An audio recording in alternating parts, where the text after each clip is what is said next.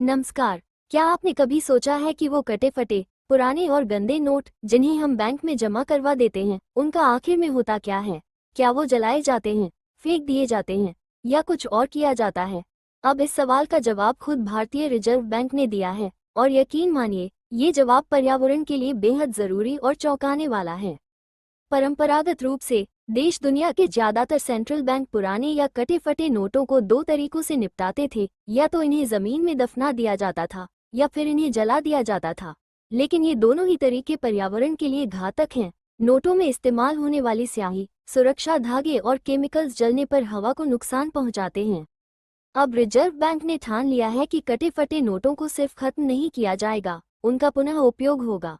RBI अब इन पुराने नोटों को ब्रिकेट यानी दबाए गए ब्लॉक्स में बदलेगा और इन्हीं ब्रिकेट से बनाए जाएंगे लकड़ी जैसे पार्टिकल बोर्ड। इसका मतलब ये है कि अब पुराने नोट बनेंगे फर्नीचर, टेबल, दरवाजे या बोर्ड्स जैसी चीजों के कच्चे माल। आरबीआई ने काष्ठ विज्ञान और प्रौद्योगिकी संस्थान या IWST से रिसर्च करवाई।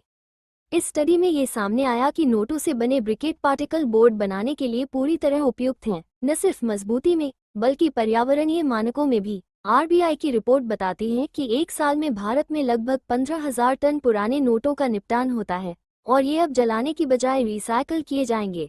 अब आरबीआई ने पार्टिकल बोर्ड बनाने वाली कंपनियों को पैनल में शामिल करने की प्रक्रिया शुरू कर दी है। ये कंपनियां अब लकड़ी के बजाय आरबीआई से ब्रिकेट्स खरीदेगी और इनसे बोर्ड बनाएंगी। इससे दो बड़े फायदे होंगे।